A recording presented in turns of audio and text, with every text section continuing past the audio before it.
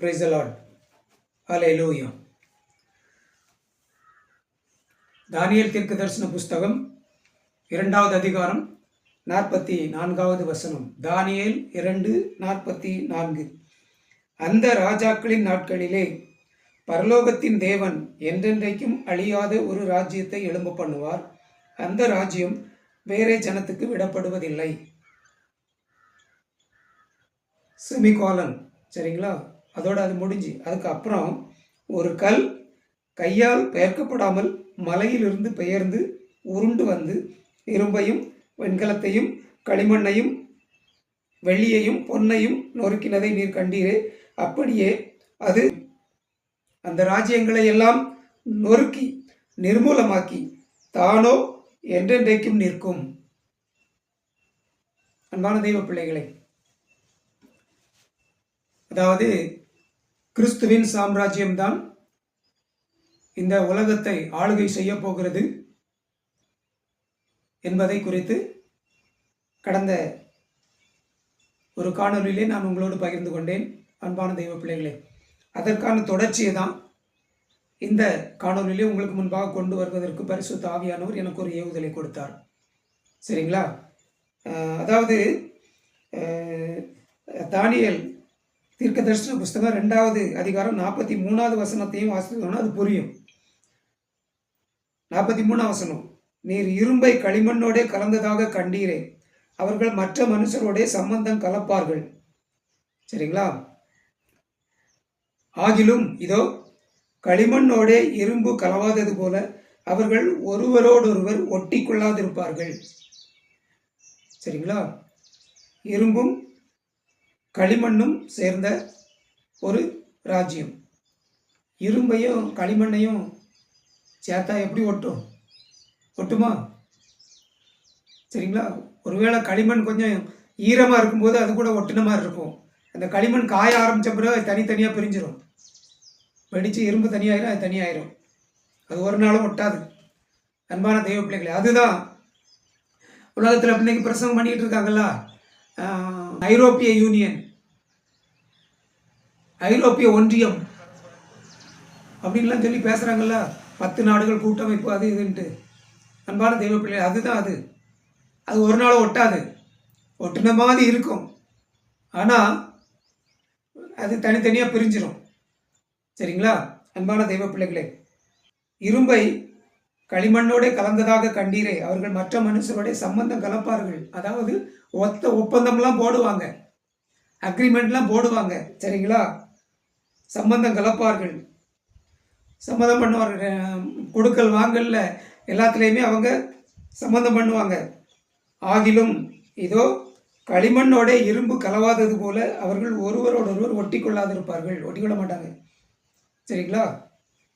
44 வசனம். அந்த ராஜாக்களின் நாட்களிலே, அந்த ராஜாக்களின் நாட்கள் உங்களுக்கு எல்லாம் பிரசங்கம் பண்ணுறாங்கல்ல, ஐரோப்பிய யூனியன், ஐரோப்பிய ஒன்றியம், 10 நாடுகள் கூட்டமைப்பு அப்படின்லாம் பிரசங்கம் பண்ணுறாங்கல்ல, அந்த ராஜாக்களின் நாட்களிலே, அந்த கூட்டமைப்பின் நாட்களிலே பரலோகத்தின் தேவன் என்றென்றைக்கும் அழியாத ஒரு ராஜ்யத்தை எழும்ப பண்ணுவார். அந்த ராஜ்யம் வேறு ஜனத்துக்கு விடப்படுவதில்லை.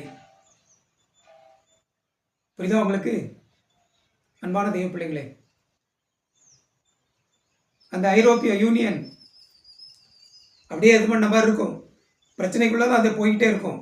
அந்த சூழ்நிலையில் இந்த குறிப்பிட்ட நாள் வந்த உடனே அந்தி கிறிஸ்து எழும்பி சமாதானமாக பேசி அதை அவன் கட்டி கொள்ளுவான். சரிங்களா? ஐரோப்பிய யூனியனை அவன் தலைமையாக்கி நடத்த ஆரம்பிப்பான். சரிங்களா? அந்த சமயத்தில் பரலோகத்தின் தேவன் என்றென்றைக்கும் ஒரு அழியாத ஒரு ராஜ்யத்தை எழும்ப பண்ணுவார். அது வேற ஜனத்துக்கு விடப்படுவதில்லை. சரிங்களா? ஒரு பக்கத்தில் பரலோகத்தின் தேவன் எழும்ப பண்ணுகிற அழியாத ராஜ்யமாகி அந்த கிறிஸ்துவின் ராஜ்யம் இந்த பூமியில் அது வளர்ந்து பெரிய சாம்ராஜ்யமாக மாறும். இன்னொரு பக்கத்தில் அந்தி கிறிஸ்துவின் ஆட்சி காலம் தொடங்கி அவன் அந்த பக்கம் அது பண்ணிட்டு இருப்பான். அன்பான தெய்வ பிள்ளைகளை, சரிங்களா? இதை நீங்கள் புரிந்து கொள்ள வேண்டும். ஆனால் இதில் இதை பற்றி யாருமே பிரசங்கம் பண்ணவே மாட்டேங்கிறாங்க. எப்படி அப்படின்னு எனக்கு புரியவே இல்லை. சரிங்களா? இதை பற்றி யாருமே பிரசங்கம் பண்ணுறதில்லை. அந்தி கிறிஸ்துவ மட்டுமே பெருசாக்கி பெருசாக்கி பெருசாக்கி பிரசங்கம் பண்ணிட்டு இருக்காங்க. அன்பான தெய்வ பிள்ளைகளே, நீங்கள் இதை புரிந்து கொள்ள வேண்டும். சரிங்களா? அப்புறம் ஏசாயா தீர்க்கதரிசன புஸ்தகத்தில் 41வது அதிகாரத்தில் நாம் வாசித்தால் அங்கே இருக்குதா? 2ஆம் வசனம், கிழக்கில் இருந்து நீதிமானை எழுப்பி தமது பாதபடியிலே வரவழைத்தவர் யார்? ஜாதிகளை அவனுக்கு ஒப்பு கொடுத்து அவனை ராஜாக்களுக்கு ஆண்டவனாக்கி அவர்களை அவன் பட்டயத்துக்கு தூசியும் அவன் வில்லுக்கு சிதறடிக்கப்பட்ட தாழ்வடியுமாக்கி அவன் அவர்களை துரத்தவும் தன் கால்கள் நடவாதிருந்த பாதையிலே சமாதானத்தோடு நடக்கவும் பண்ணினவர் யார்? அன்பான தெய்வ பிள்ளைகளே, சரிங்களா? இது ஏற்கனவே ஒரு தடவை நடந்திருக்குது அப்படிங்கிறது இதை வச்சு நாம் புரிந்து கொள்ள முடியும். அவன் அவர்களை துரத்தவும் தன் கால்கள் நடவாதிருந்த பாதையிலே சமாதானத்தோடு நடக்கவும் பண்ணினவர் யார் அப்படின்னு கேட்டிருக்கா. அப்போ ஏற்கனவே இதே இந்த சம்பவம் ஒரு தடவை நடந்திருக்கு. சரிங்களா? நடந்திருக்கு அப்படிங்கிறது இதிலிருந்து புரியுது. 4ஆம் வசனத்தில் வாசிக்கும்போது அதை செய்து நிறைவேற்றி ஆதி முதற்கொண்டு தலைமுறைகளை வரவழைக்கிறவர் யார்? முந்தினவராக இருக்கிற கர்த்தராகிய நான் தானே, அப்புறம் பிந்தினவர்களோடும் இருக்கிறவராகிய நான் தானே. சரிங்களா? முன்னால் இந்த சம்பவம் நடந்திருக்கு, அப்போ இருந்த கர்த்தர் நான் தான். அதே நேரத்தில் பிந்தினவர்களோடும் இருப்பவராகிய நான் தானே. ஆனால் என்ன அர்த்தம்? பின்னாலையும் அது நடக்க போகுது அப்படின்னு சொல்றாரு. சரிங்களா? இனி வருங்காலத்தில் இது சம்பவிக்க போகிறது அப்படிங்கிறார். அன்பான தெய்வ பிள்ளைகளே, அப்போ கிழக்கில் இருந்து அப்படின்னு சொன்னால், கிழக்கு அப்படின்னு சொன்னாலே பரிசுத்த வேதாகமத்தில் நம்முடைய இந்திய தேசத்தை தான் குறிக்கிறது. அதை நீங்கள் புரிந்து கொள்ள வேண்டும். இந்த தீர்க்க தரிசனங்கள் எழுதப்பட்ட காலத்தில், உரைக்கப்பட்ட காலத்தில் இந்திய தேசம் இருந்தது. சரிங்களா? இந்து தேசம் முதல் அப்படின்னு பரிசுத்த வேதாகமத்தில் பதிவு பண்ணியிருக்கு. அதை புரிந்து கொள்ள வேண்டும். அதுக்கப்புறம்தான் அமெரிக்கா, ஆஸ்திரேலியா, இப்படி பல நாடுகள்லாம் அதுக்கப்புறம் தான் பல பல நூற்றுக்கணக்கான வருடங்களுக்கு பிறகு தான் அதெல்லாம் கண்டுபிடிக்கப்பட்டது. சரிங்களா? அமெரிக்காவை கொலம்பஸ் கண்டுபிடிச்சாரு, கப்பலில் சுற்றி வரும்போது கண்டுபிடிச்சாரு. அமெரிக்காவின் பூர்வ குடிகள் செவிந்தியர்கள் அப்படின்லாம் நான் படிக்கும்போது படிச்சிருக்கேன். சரிங்களா? அப்போது அமெரிக்காலாம் இல்லை. புரிந்து கொள்ளுங்கள் அன்பான தெய்வ பிள்ளைகளே. ஆஸ்திரேலியா இல்லை, ஒன்லி ஆசியா, அந்த கண்டம் தான். அதை நீங்கள் விளங்கி கொள்ள வேண்டும். ஆகவே ஆசியாவின் மேற்கு பகுதியில் நடக்குது, இஸ்ரேல் தேசத்தில் நடக்குது. அப்போ அதுக்கு கிழக்கு அப்படின்னு சொல்லும்போது இந்திய தேசம். அன்பான தெய்வ பிள்ளைகளை புரிந்து கொள்ளுங்கள். அப்போ அதே தான் இப்போ நாடுகள் வேணா, கண்டங்கள் வேணா விரிவாகி இருக்கலாம், அநேக கண்டங்கள் புதிதாக வந்திருக்கலாம், அமெரிக்கா வந்திருக்கலாம், ஆஸ்திரேலியா வந்திருக்கலாம், பிரச்சனை கிடையாது. ஆனால் அங்கே சொல்லியிருக்க தீர்க்க தரிசனம் மாறாது. கிழக்கு அப்படின்னு சொல்லும்போது இந்திய தேசத்தை குறிக்கிறது. ஆக அன்பான தெய்வ பிள்ளைகளே, கிழக்கிலிருந்து, இந்தியாவிலிருந்து, இந்திய தேசத்திலிருந்து ஒரு நீதிமானை எழுப்பி தமது பாதபடியிலே வரவழைத்தவர் யார்? ஜாதிகளை அவனுக்கு ஒப்பு கொடுத்து. சரிங்களா? கிறிஸ்தவத்தில் ஜாதி கிடையாதுன்னு சொல்லிக்கிட்டே இருக்காங்க. அது கள்ள உபதேசம், அது தவறான உபதேசம். ஜாதி இல்லை அப்படின்னு சொன்னால் இந்த தீர்க்க தரிசனம் எப்படி நிறைவேறும்? இந்த தீர்க்க தரிசனம் எப்படி நிறைவேற முடியும்? ஆகவே அன்பான தெய்வ பிள்ளைகளை, கிறிஸ்தவத்தில் ஜாதி இருக்குது. ஜாதியை ஆண்டவர் தான் உண்டு பண்ணி இருக்கிறார். அதுக்குள்ள வசன ஆதாரம்லாம் நிறைய இருக்குது. சரிங்களா? அன்பான தெய்வ பிள்ளைகளே, ஆகவே ஜாதிகளை அவனுக்கு ஒப்பு கொடுத்து அவனை ராஜாக்களுக்கு ஆண்டவனாக்கி உலகத்தில் இருக்கிற எல்லா தேசத்தையும் ஆளுகை செய்து கொண்டு இருக்காங்கல்ல, அவங்க எல்லாரும் ராஜாக்கள். சரிங்களா? பிரதமராக இருக்கலாம், அதிபதியாக இருக்கலாம். சரிங்களா? அவங்க எல்லாம் ராஜாக்கள். அவங்க எல்லாருக்கும் இந்த நீதிமானை ஆண்டவனாக்கி அப்படின்னு சொல்லியிருக்குது. இதெல்லாம் நடக்கணும், இந்த தீர்க்க தரிசனம்லாம் நிறைவேறணும். அன்பான தெய்வ பிள்ளைகளே, நீங்கள் அதை புரிந்து கொள்ள வேண்டும். அவர்களை அவன் பட்டயத்துக்கு தூசியும் அவன் வில்லுக்கு சிதறடிக்கப்பட்ட தாளடியுமாக்கி அவன் அவர்களை துரத்தவும் கால்கள் நடவாதிருந்த பாதையிலே சமாதானத்தோடு நடக்கவும் பண்ணினவர் யார்? புரிந்து கொள்ளுங்க. கால்கள் நடவாதிருந்த பாதை அப்படின்னு சொன்னா, இதுவரை இந்த பூமியில ஒரு கிறிஸ்தவ நாடு ஸ்தாபிக்கப்படவில்லை, சட்டபூர்வமான கிறிஸ்தவ நாடு ஸ்தாபிக்கப்படவில்லை. சரிங்களா? எழும்ப போகிற அந்த கிறிஸ்தவ தேசம்தான் சட்டபூர்வமான கிறிஸ்தவ தேசம், பரலோகம் அங்கீகரித்திருக்கிற கிறிஸ்தவ தேசம். அந்த தேசத்துல சமாதானத்தோட அவனை நடக்கவும் பண்ணவர் யார் அப்படின்னு கேட்குது. அந்த நீதிமான் அந்த கிறிஸ்தவ தேசத்தில் சமாதானத்தை நடப்பான், அவன் எல்லா நாடுகளையும் அடிமைப்படுத்துவான் என்று இங்கே பரிசுத்த ஆவியானவர் பதிவு செய்து வைத்திருக்கிறார். அன்பான தெய்வ பிள்ளைகளே, சரிங்களா? நான் சொல்கிறது உங்களுக்கு கேட்க புதுசாக இருக்கலாம், பைத்தியகாரத்தனமாக இருக்கலாம், கள்ளா உபதேசம் போல இருக்கலாம், இல்லையா? ஏன்னா உங்களுக்கு எல்லாமே அப்படி உபதேசம் பண்ணி உங்களை அப்படியே பழக்கி வச்சுருக்காங்க. அதில் அப்படியே ஊறி போயிட்டீங்க நீங்கள் எல்லாரும். அந்த கள்ள உபதேசத்தில் ஊறி போயிட்டீங்க. இது அவ்வளோ ஈஸியாக ஏற்றுக்கொள்ள முடியாது. ஆனால் இதுதான் நடக்க போகுது அன்பான தெய்வ பிள்ளைகளே, சரிங்களா? வெளிப்படுத்தின விசேஷம் 21வது அதிகாரம். வெளிப்படுத்தின விசேஷம் 21வது அதிகாரம் 24ஆம் வசனம். 24ஆம் வசனம். ரட்சிக்கப்படுகிற ஜனங்கள் அதன் வெளிச்சத்திலே நடப்பார்கள், பூமியின் ராஜாக்கள் தங்கள் மகிமையையும் கனத்தையும் அதற்குள்ளே கொண்டு வருவார்கள். சரிங்களா? ரட்சிக்கப்பட்ட ஜனங்கள் இல்லை, ரட்சிக்கப்படுகிற ஜனங்கள். ரட்சிக்கப்படுகிற ஜனங்கள் அப்படின்னு சொல்லும்போது, ரட்சிக்கப்படுகிற அப்படின்னு சொன்னா நிகழ்காலம், சரிங்களா? நிகழ்காலம். அந்த எழும்பியிருக்கிற கிறிஸ்தவ தேசத்தின் காலத்துல ரட்சிக்கப்படுகிற ஜனங்கள், கிறிஸ்தவ தேசத்துக்குள்ள இருக்கிற ஜனங்கள் எல்லாம் ரட்சிக்கப்பட்டவர்கள், புரிந்து கொள்ளுங்கள். அவங்க எல்லாம் ரட்சிக்கப்பட்டவங்க. ஆனா ரட்சிக்கப்படுகிற ஜனங்கள் அப்படின்னு சொல்லி இருக்குது. அந்தி கிறிஸ்துவின் ராஜ்யம் வெளியே இருக்குல்ல, அந்த அந்தி கிறிஸ்துவின் ராஜ்யத்தில் இருந்து ரட்சிக்கப்படுகிற ஜனங்கள், அங்கிருந்து ரட்சிக்கப்படுகிற ஜனங்கள் அந்த கிறிஸ்துவின் ராஜ்யத்தின் வெளிச்சத்திலே நடப்பார்கள், அதுக்கு உள்ள வருவாங்க. ரட்சிக்கப்பட்டு அந்தி கிறிஸ்துவின் ஆட்சியில் இருக்கிற அந்த கொடுமைகள், அந்த இல்லாமைகள், அந்த வேதனைகள், அதை எல்லாம் அவங்க சகிக்க முடியாம அவன்கிட்ட இருந்து விடுதலையாகி அவங்க ரட்சிக்கப்பட்டு இந்த கிறிஸ்தவ தேசத்துக்குள்ள வருவார்கள். பூமியின் ராஜாக்கள் தங்கள் மகிமையையும் கனத்தையும் அதற்குள்ளே கொண்டு வருவார்கள். புரியுதா? ஏசாயாவில் அவனை ராஜாக்களுக்கெல்லாம் ஆண்டவனாக்கி அப்படின்னு சொல்லியிருக்கு. இங்க பூமியின் ராஜாக்கள் எல்லாரும் அவங்கிட்ட வராங்க. அன்பான தெய்வ பிள்ளைகளை, இது நீங்க பரலோக ராஜ்யத்தில் நடக்குது அப்படின்னு சொல்லிட்டு இருப்பீங்க, அப்படிதான் சொல்லிட்டு இருக்காங்க. இல்ல, பரலோக ராஜ்யத்தில் ரட்சிக்கப்படுகிற ஜனங்கள் கிடையாது, அங்க ஏற்கனவே ரட்சிக்கப்பட்டவர்கள் தான். அங்க அதெல்லாம் கிடையாது. அதை புரிந்து கொள்ளுங்கள். இது இந்த பூமியில நடக்கிறது. இந்த பூமியில நடக்கிறது என்பதை நான் உங்களுக்கு சொல்ல விரும்புகிறேன் அன்பான தெய்வ பிள்ளைகளே, சரிங்களா? அதுக்கப்புறம் அதே வெளிப்படுத்தின விசேஷம் 21ஆம் அதிகாரம் 26ஆம் வசனம். 26ஆம் வசனம். உலகத்தாருடைய மகிமையையும் கனத்தையும் அதற்குள்ளே கொண்டு வருவார்கள். பரலோக ராஜ்யத்துக்குள்ள உலகத்தாருடைய மகிமையும் கனத்தையும் கொண்டு வர முடியாது. அதை நீங்கள் புரிந்து கொள்ள வேண்டும். பரலோக ராஜ்யத்துக்குள்ள உலகத்துக்குள்ள மகிமையும் கனத்தையும் கொண்டு வர முடியாது. இந்த 21 வெளிப்படுத்தின விசேஷம் 21ஆம் அதிகாரத்துல 24ஆம் வசனமும் 26ஆம் வசனமும் தனி வசனம்.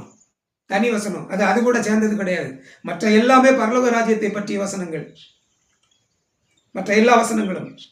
அன்பான தெய்வ பிள்ளைகளே, இந்த 2 வசனமும் பரலோக ராஜ்யத்தை பற்றி இல்லை, இந்த பூமியில எழும்ப போகிற அந்த கிறிஸ்துவின் ராஜ்யத்தை பற்றிய வசனங்கள்.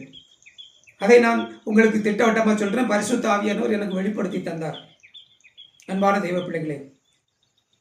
ஆகவே பூமியின் ராஜாக்கள் எல்லாரும் தங்கள் மகிமையையும் கனத்தையும் அந்த எழும்ப போகிற அந்த கிறிஸ்துவின் ராஜ்யத்துக்குள்ளே, அந்த கிறிஸ்தவ தேசத்துக்குள்ளே கொண்டு வருவார்கள் அன்பான தெய்வ பிள்ளைகளை, நீங்கள் புரிந்து கொள்ளுங்கள்.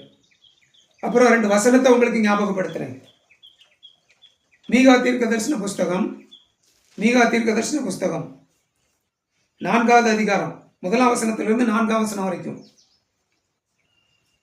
மீகா 4ஆம் அதிகாரம் 1லிருந்து 4 வரை. ஆனாலும் கடைசி நாட்களில் கர்த்தருடைய ஆலயமாகிய பர்வதங்களின் கொடுமுடியில் ஸ்தாபிக்கப்பட்டு மலைகளுக்கு மேலாய் உயர்த்தப்பட்டிருக்கும். எல்லா ஜாதிகளும் அதனிடத்திற்கு ஓடி வருவார்கள். திரளான ஜாதிகள் புறப்பட்டு வந்து, நாம் கர்த்தரின் பர்வதத்துக்கும் யாக்கோபின் தேவனுடைய ஆலயத்துக்கும் போவோம், வாருங்கள்.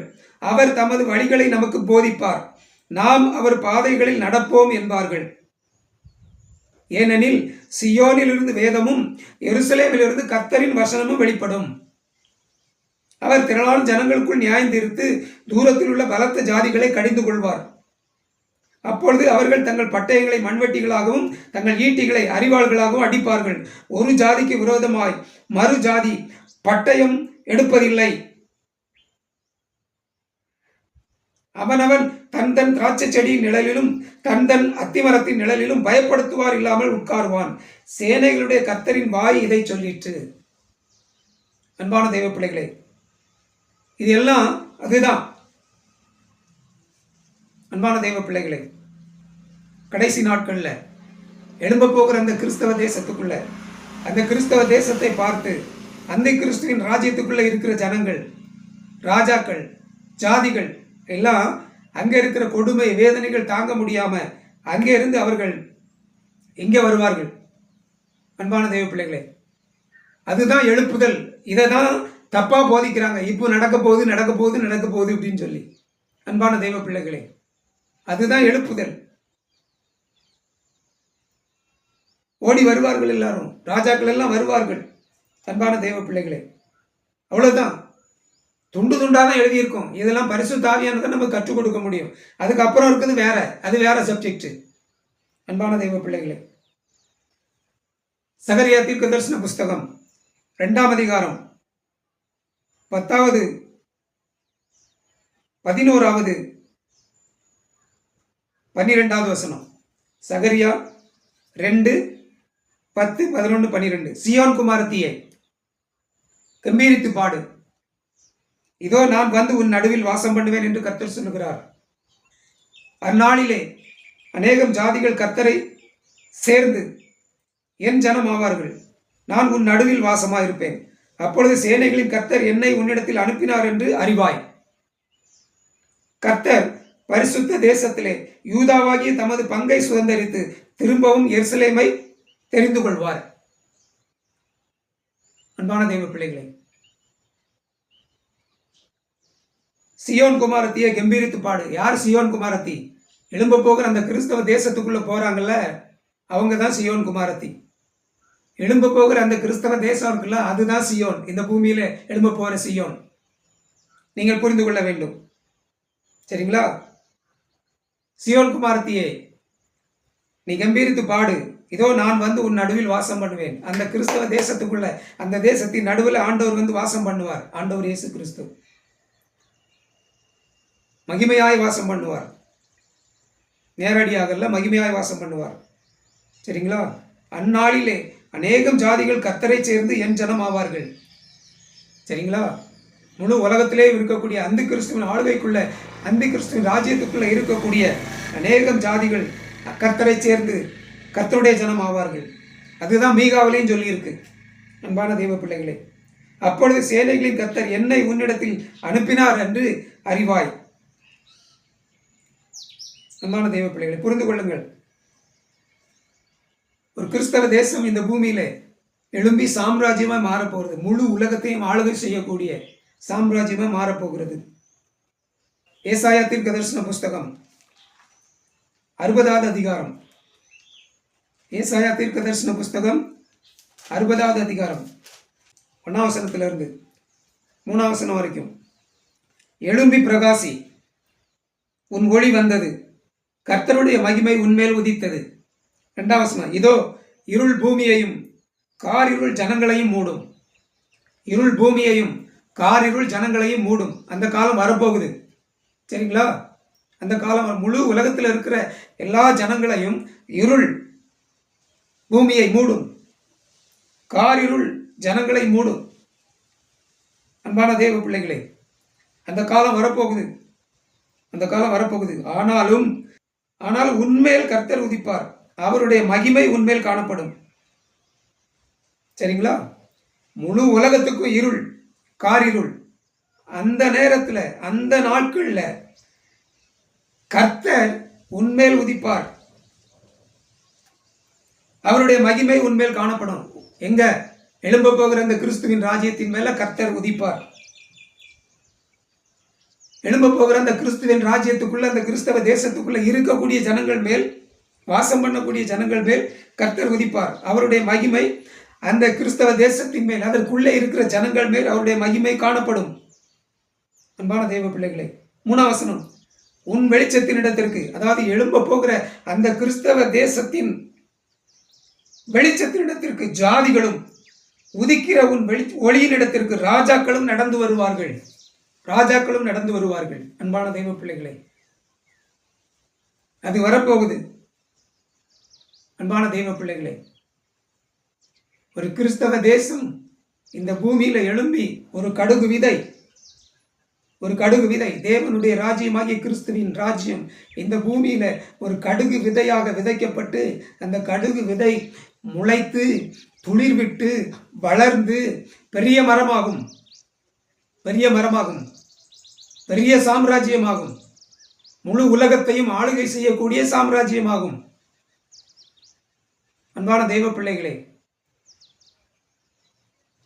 அந்த கடுகு விதை பெரிய மரமாகும் போது ஆகாயத்து பறவைகள் எல்லாம் அதன் மேல் வந்து தங்கி தாபரிக்கக்கூடிய அளவில் அது பெரிய மரமாகும் அப்படின்னு சொல்லியிருக்கு. ஆகாயத்து பறவைகள், முழு உலகத்திலேயும் இருக்கிற மற்ற புறஜாதிகள், அந்தி கிறிஸ்துவின் ராஜ்யத்துக்குள்ள இருக்கிற மற்ற புறஜாதிகள், அவர்கள் ரட்சிக்கப்பட்டு இந்த கிறிஸ்துவின் ராஜ்யமாகிய கிறிஸ்தவ தேசமாகிய அந்த அந்த விருட்சத்தில் வந்து தங்குவதற்கு இங்கே வருவாங்க. இங்கே வந்து தங்கி தாபரிப்பதற்கு வருவாங்க. அன்பான தெய்வ பிள்ளைகளே, ஏசாயா தீர்க்கதரிசன புஸ்தகம் 60:10-11-12. ஏசாயா 60:10-11-12. அந்நியரின் புத்திரர் உன் மதில்களை கட்டி அவர்களுடைய ராஜாக்கள் உன்னை சேவிப்பார்கள். என் கடும் கோபத்தினால் உன்னை அடித்தேன், ஆனாலும் என் கிருபையினால் உனக்கு இறங்கினேன். அந்நியரின் புத்திரர் உன் மதில்களை கட்டி அவர்களுடைய ராஜாக்கள் உன்னை சேவிப்பார்கள். யார? எழும்ப போகிற கிறிஸ்துவின் ராஜ்யத்தை, அந்த ராஜ்யத்தின் மதில்களை கட்டி அவர்களுடைய ராஜாக்கள் அந்த கிறிஸ்துவின் ராஜ்யத்தை சேவிப்பார்கள், கிறிஸ்தவ தேசத்தை சேவிப்பார்கள். சரிங்களா? என் கடும் கோபத்தினால் உன்னை அடித்தேன், ஆனாலும் என் கிருபையினால் உனக்கு இறங்கினேன். 11ஆம் வசனம். உன்னிடத்துக்கு ஜாதிகளின் பலத்த சேனையை கொண்டு வரும்படிக்கும் அவர்களுடைய ராஜாக்களை அழைத்து வரும்படிக்கும் உன் வாசல்கள் இரவும் பகலும் பூட்டப்படாமல் எப்பொழுதும் திறந்திருக்கும், எப்பொழுதும் திறந்திருக்கும். அன்பான தெய்வ பிள்ளைகளே, 12ஆம் வசனம். உன்னை சேவிக்காத ஜாதியும் ராஜ்யமும் அழியும், அந்த ஜாதிகள் நிச்சயமாய் பாழாகும். எழும்ப போகிற அந்த கிறிஸ்துவின் ராஜ்யமாகிய கிறிஸ்தவ தேசத்தை சேவிக்காத ஜாதியும் ராஜ்யமும் அழியும், அந்த ஜாதிகள் நிச்சயம் பாழாய் போவார்கள் என்று சொல்லி ஆண்டவர் இங்கே பதிவு செய்து வைத்திருக்கிறார். அன்பான தெய்வ பிள்ளைகளை, வெளிப்படுத்தின விசேஷத்தில் நாம் வாசிக்கும் பொழுது 17ஆம் அதிகாரம், வெளிப்படுத்தின விசேஷம் 17ஆம் அதிகாரம். அவைகள் 7 ராஜாக்களாம். இவர்களில் 5 பேர் விழுந்தார்கள், ஒருவன் இருக்கிறான், மற்றவன் இன்னும் வரவில்லை. வரும்போது அவன் கொஞ்ச காலம் தரித்திருக்க வேண்டும். சரிங்களா? இருந்ததும் இராததுமாகிய மிருகமே 8வதானவனும் அவ்வேளிலிருந்து தோன்றுகிறவனும் நாசமடைய போகிறவனுமாய் இருக்கிறான். இருந்தவனும் இராததுமாகிய மிருகமே 8வதும் அவ்வேளிலிருந்து தோன்றுகிறவனும் நாசமடைய போகிறவனுமாய் இருக்கிறான். அந்தி கிறிஸ்து நாசமடைய போகிறவன். அன்பான தெய்வ பிள்ளைகளை, வெளிப்படுத்தின விசேஷம் பதிவு செய்திருக்கிறது. அந்தி கிறிஸ்துவின் ராஜ்யம் நாசமடைய போகிறது. ஏசாயா 60:12 அதான் சொல்லப்பட்டிருக்கிறது. உன்னை சேவிக்காத ஜாதியும் ராஜ்யமும் அழியும், அந்த ஜாதிகள் நிச்சயமாய் பாழாகும். அன்பான தெய்வ பிள்ளைகளை, ஒரு கிறிஸ்தவ சாம்ராஜ்யம் இந்த பூமியில எழும்ப போகிறது. அதுதான் கடைசி சாம்ராஜ்யம், அதுதான் கடைசி சாம்ராஜ்யம். அந்த சாம்ராஜ்யத்தின் முடிவில் அன்பான தெய்வ பிள்ளைகளை, ஆண்டவர் இயேசு கிறிஸ்துவின் 2ஆம் வருகை இருக்கும். சரிங்களா? அந்தி கிறிஸ்துவையும் அவனுடைய ராஜ்யத்தையும் அவர் அழித்து இந்த பூமியில அவர் அந்த 1000 வருஷ அரசாட்சியை ஸ்தாபிப்பார். ஒரு கல், கையால் பெயர்க்கப்படாத ஒரு கல் புரண்டு வந்து அந்த சிலையை நொறுக்கி, அந்த ராஜ்யங்களை எல்லாம் நொறுக்கி அது பெரிய பர்வதமாகி இந்த பூமியை நிரப்பும்னு சொல்லியிருக்குல்ல, அதுதான் முழு உலகத்திலேயும் ஆண்டவர் இயேசு கிறிஸ்துவின் 1000 வருஷ அரசாட்சி ஸ்தாபிக்கப்படும். அன்பான தெய்வ பிள்ளைகளை, அதற்கு முன்னால இந்த பூமியில ஒரு கிறிஸ்தவ தேசம் எழும்ப வேண்டியது பாக்கி இருக்குது. அன்பான தெய்வ பிள்ளைகளை, ஆகவே நீங்கள் புரிந்து கொள்ள வேண்டும், அந்த எழும்ப போகிற கிறிஸ்தவ தேசத்துக்குள்ள, கிறிஸ்துவின் ராஜ்யத்துக்குள்ள பங்கடைவதற்கு, பங்காளராய் மாறுவதற்கு நீங்கள் உங்களை ஆயத்தப்படுத்துங்கள். அதற்காக தான் இந்த செய்திகளை நான் பகிர்ந்து கொண்டிருக்கிறேன் அன்பான தெய்வ பிள்ளைகளை. சரிங்களா? கர்த்தர் தாமே உங்கள் ஒவ்வொருவரையும் ஆசீர்வதிப்பாராக. ஆமேன், ஆமேன், ஆமேன். Praise the Lord. Thank you Jesus.